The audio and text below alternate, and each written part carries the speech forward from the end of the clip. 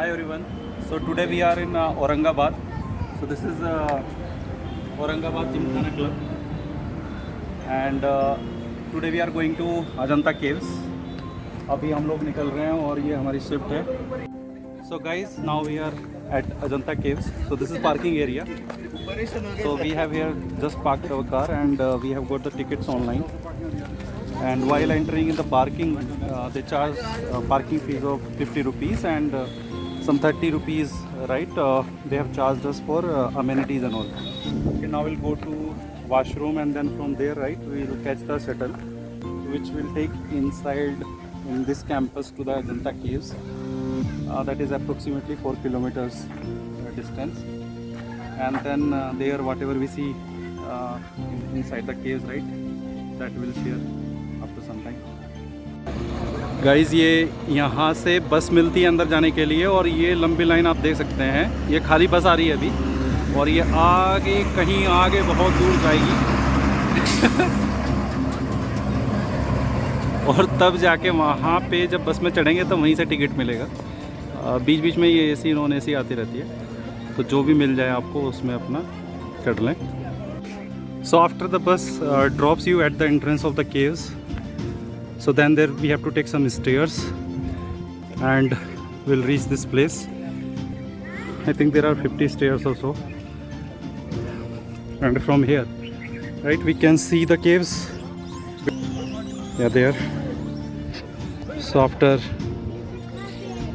reaching cave number 1, then in the sequence, I think in the order, right, we have to go from cave number 1 to cave number 27. Huh? So there are total 27 caves, I think.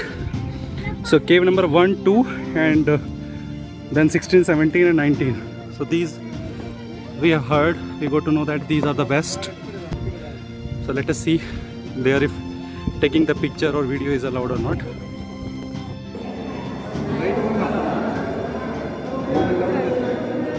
ये केव number 1 में बुद्ध की प्रतिमा है. यहाँ पे spotlight इन्होंने लगा रखी है और उसी से कुछ जितना दिखाई पड़ रहा है उसी में आप पिक्चर ले सकते हैं. अलग से फ्लैश लाइट हम नहीं डाल सकते, तो फ़ोटो और वीडियो अलाउड है बट फ्लैश लाइट अलाउड नहीं है यहाँ पे. और इसी वजह से बहुत ही लिमिटेड व्यू आता है. अगर हम देखें तो ये एक प्रॉब्लम है. आई थिंक यहाँ पे गवर्नमेंट को तो लाइट इंक्रीज़ करानी चाहिए ASI को. There are some beautiful paintings there on the walls, mural paintings. So we are inside cave number 2 and here we can see Buddha statue. Here in cave number 2, because spotlight is of more good quality, so we are able to clearly see here the sculptures on the wall and some paintings also, right, on the roof. Maybe here we can see it. Yeah, like this.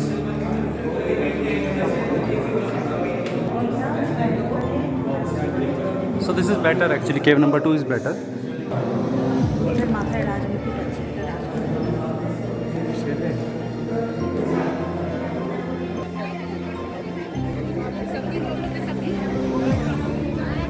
Guys,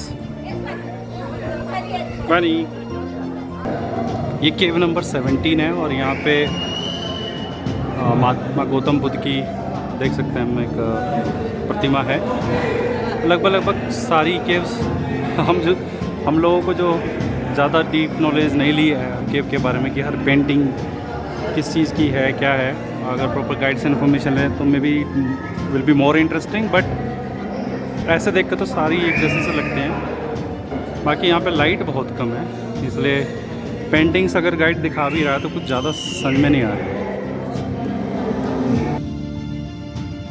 तो आज mainly हमने यहाँ पर केव number 1, 2, 16 और 17 ही देखी, जो कि सबसे अच्छी बताई जाते हैं यहाँ की. इतना टाइम भी नहीं था कि सारी देख सकें और बाकी को हमने थोड़ा मेनली बाहर से ही देखा. ये मेनली बुद्धिस्ट रिलीजियस केव्स हैं और ये 2 तरह की हैं यहाँ पर. एक मोनेस्ट्रीज की फॉर्म में जो जिसको विहारा बोला जाता है और एक प्रेयर हॉल्स जो कि चैत्य है. ये caves 2nd century BC onwards बनाई गई और फिर 6th और 7th सेंचुरी के आसपास कुछ ऐसा हुआ जिसकी वजह से ये एक तरह से अबैंडन्ड स्टेट में चली गई। और उसके बाद 1819 में एक ब्रिटिश ऑफिसर जॉन स्मिथ ने टाइगर हंट के दौरान काइंड ऑफ रीडिस्कवर किया था और बाद में फिर एक तरह से ये हेरिटेज का पार्ट हो गई। इस जगह को विजिट करने का जो सही वेदर है वो या तो मानसून सीजन है, तब यहाँ पर एक एडवांटेज ये भी रहेगा कि वाटर जो है वो रेन वाटर वो एक तरह से छोटे छोटे वाटरफॉल्स की फॉर्म में फ्लो करता है, तो उस समय ग्रीनरी भी ज़्यादा होती है तो देखने में ज़्यादा अच्छा लगता है। तो बाकी ये टाइम जिसमें विंटर्स में हम आए। रही बात यहाँ पर आने की, तो हमें औरंगाबाद से यहाँ तक आने में 2.5 आवर्स लगा, अप्रोक्सीमेटली 100 किलोमीटर्स है ये। Regarding food, there is a restaurant at the entrance of the caves. Otherwise we can get some stuff in the market near the car parking. We came here at 12 and now we are leaving back at 4:30 p.m. after taking lunch. From here we are now going to Krishneshwar Jyotirling temple, which is near Ellora caves. So ideally both of them we should cover together, but we are going to the temple today to avoid the hectic schedule tomorrow.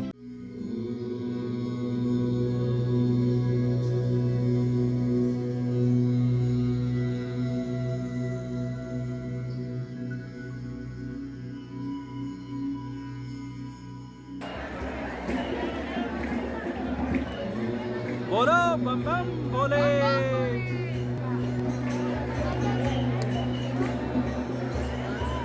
तो अभी हम कृष्णेश्वर ज्योतिर्लिंग के दर्शन कर बाहर आ गए हैं। यहाँ हमें दर्शन करने में अराउंड 2.5 आवर्स लगा। इस ज्योतिर्लिंग के बारे में कहा जाता है कि भगवान शंकर यहाँ एक तरह से खुद प्रकट हुए थे और ऐसा उन्होंने एक देवी गुष्मा की प्रार्थना पर किया था, जिन्होंने अपने पुत्र की रक्षा के लिए शिव जी की भगवान जी की तपस्या की थी, ऐसा शिव पुराण और स्कंद पुराण में बताया गया है। तो खैर अभी हमें यहाँ पे काफ़ी देर हो चुकी है और अभी हमें अपने होटल निकलना होगा यहाँ से। कल हम मॉर्निंग में एलोरा केव्स जाएंगे और फिर इधर से ही हम पुणे निकल जाएंगे। तो चलिए मिलते हैं। We started our day with swimming and sauna at AGC, and then we ate our breakfast. The breakfast had a lot of variety. Our stay at AGC was excellent, and we checked out from a hotel, and we proceeded to Ellora Caves.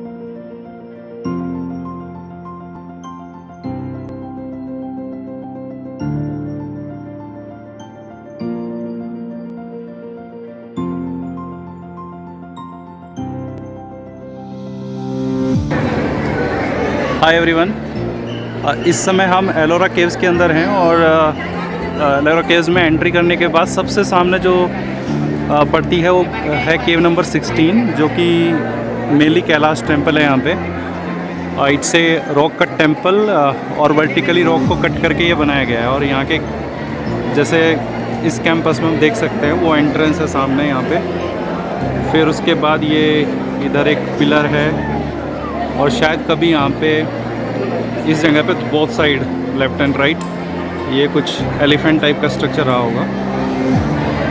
और यहाँ से जो view आ रहा है इस समय ये ₹20 के नोट पर भी अवेलेबल है, ठीक इस जगह से जो उसमें एक पिलर है ये और पीछे का मेन टेम्पल का हिस्सा।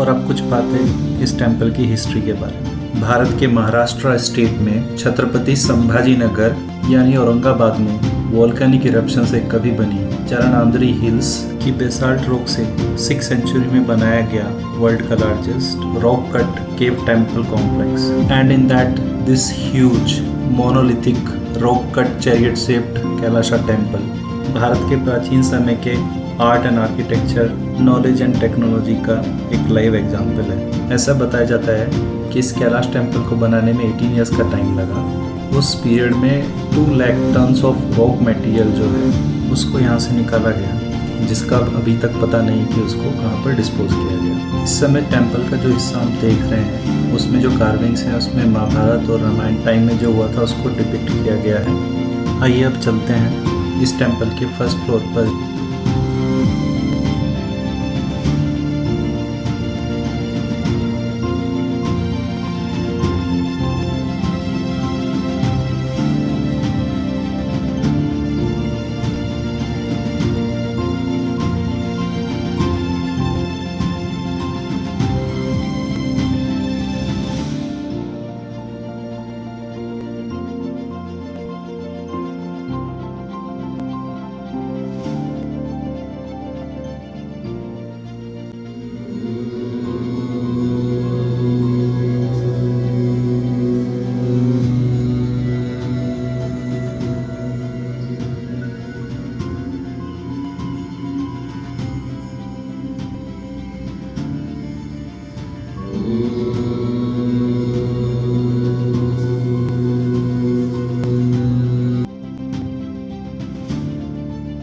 यहाँ इसको देखकर आपको लगेगा कि हर चीज़ एकदम सिमेट्री में प्रॉपर मेजरमेंट में बनाई गई है।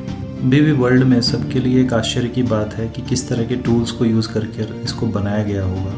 पर कहते हैं ना, मन में आस्था हो और हर तरह से प्रयत्न किया जाए तो कुछ भी बनाया जा सकता है, कुछ भी सर्जित किया जा सकता है। और ऐसी ही सच्ची आस्था का प्रतीक ये टेम्पल सैकड़ों वर्षों तक मुग़ल काल में की गई तोड़फोड़ के बाद भी अपनी विशालता और निर्माण शैली से सबका मन मोह लेता है। तभी तो औरंगजेब को भी इसके सामने हार मानकर इस मंदिर को तोड़ने भेजे गए 1000 से भी ज़्यादा वर्कर्स को जब वो यहाँ पर रॉक से बनी चीज़ों को तोड़ते तोड़ते थक गए तो उनको वापस बुलाना पड़ा।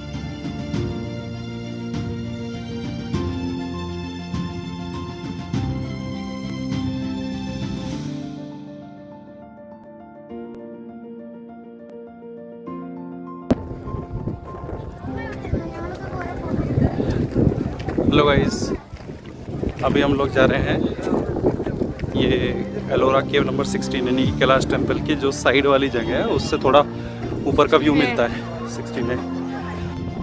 तो just hardly I think 30 rock steps होंगी और यहाँ से ये व्यू है। बहुत स्टीप है। हाँ, थोड़ा स्टीप है बट ज़्यादा स्टेयर्स नहीं है।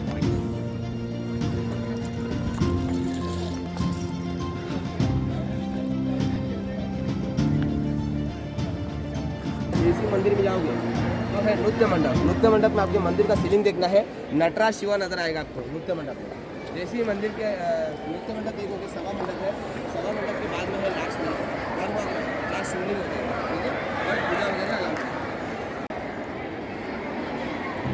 तो ऐसा कुछ ऊपर से जो साइड से रास्ता गया वहाँ से पूरे टेंपल का व्यू दिखता है। अगर देखें तो उसकी जो रूफ है टेंपल की, उस पे भी स्कल्पचर्स बने हुए हैं। There are 4 Lions.